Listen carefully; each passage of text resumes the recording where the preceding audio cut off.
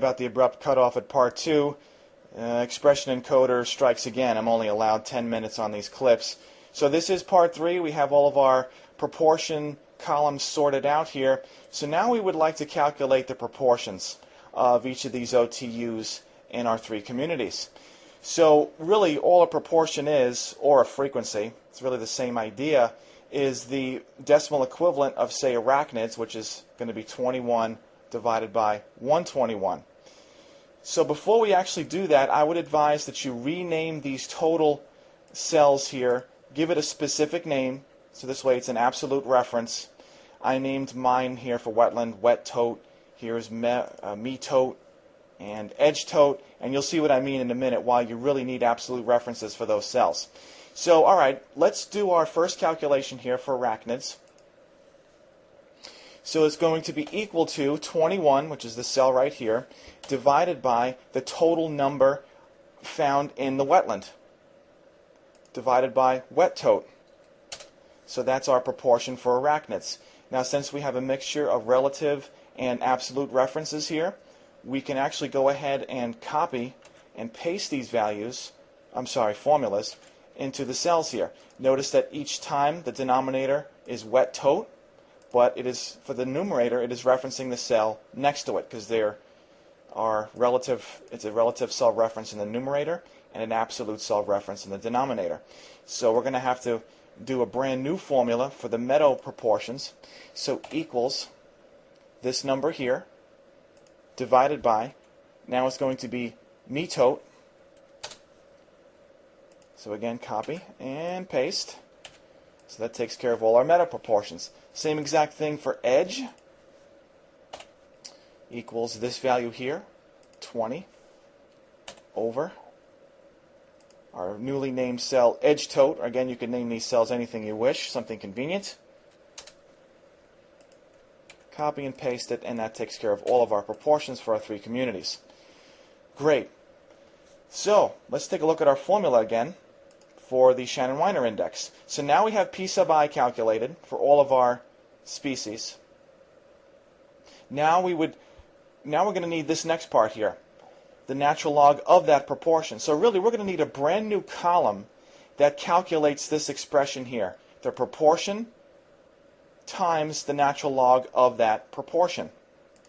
So why don't we add another column? So I need another wetland column, so I'll go over to the right here, and I'll just highlight the whole thing by right-clicking in the gray area. Insert. Let's get another meadow column in there. And we already have an extra column next to edge.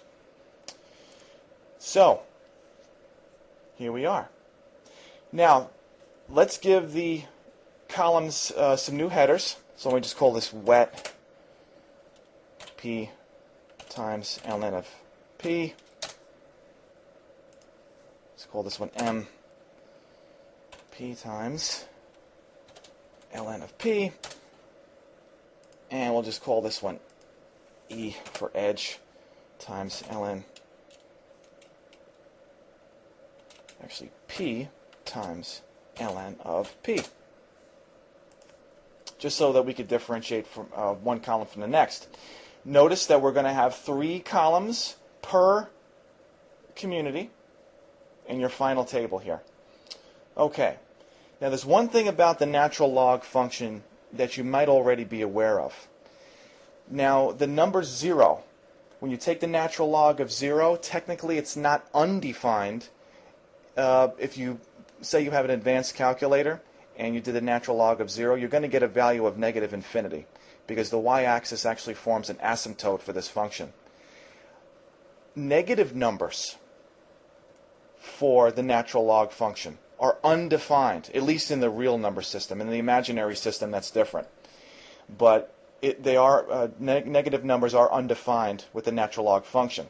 Now, it could be that with some of these numbers, maybe you didn't find any arachnids or orthopterans in a particular community.